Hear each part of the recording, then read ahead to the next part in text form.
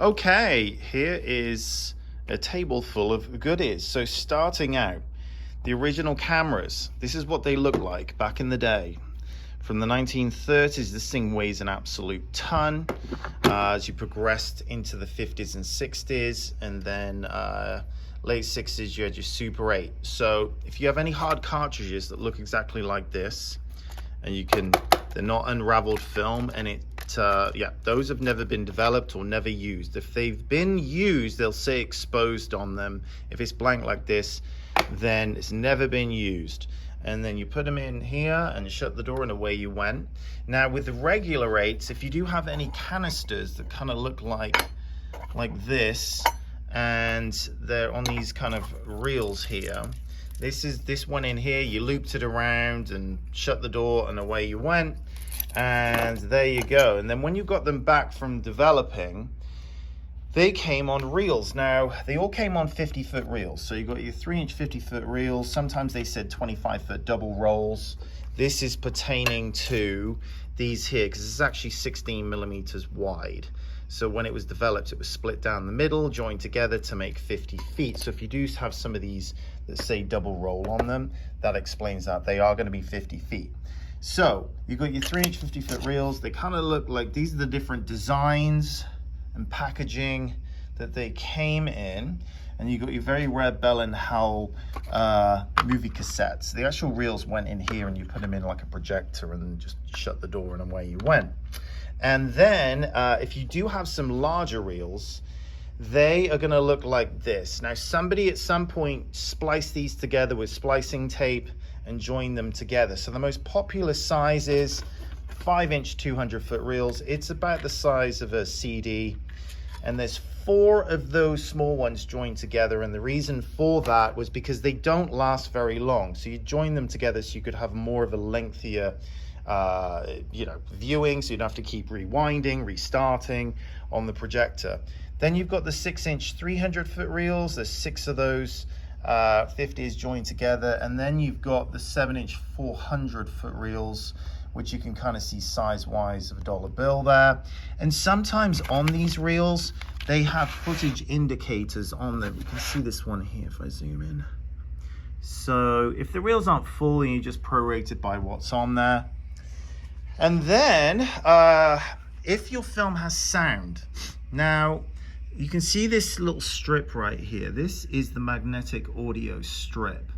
And here you've got silent film. Most film is silent. Sound came out in 73. Onwards, it is rare. I can do it. It is a very specific format. Not many places do it, and not many places, if they do it, are not doing it correctly. And then you've got 16 millimeter here, which has holes on both sides. And you can see these 4-inch 100-foot reels are typically 16 millimeters. Very rarely do you see them in 8 millimeter form, and I'm going to put them side by side here so you can see the size difference. But the picture quality on 16 millimeter, because it does have more real estate in terms of frame size, so the quality can be really, really good if it was shot well. Sometimes you could buy these movies and play them, and some people are like, oh, I don't want to transfer movies. If they've got any of this packaging, it's going to be movies, but it's very rare. Now you've got your projectors here. This is a 1970s, early 80s model UMIG. These are really good, and they do Super 8 and regular 8. And then you've got 16 millimeter, which these things are honking huge. Now, very popular question. I don't know what's on my films. I don't want to transfer junk. I want to get a projector. I want to view them.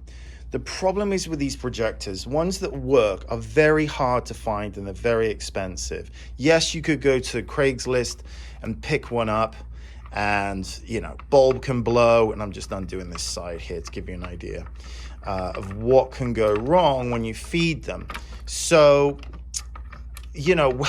when you get these things, there's a million moving parts inside.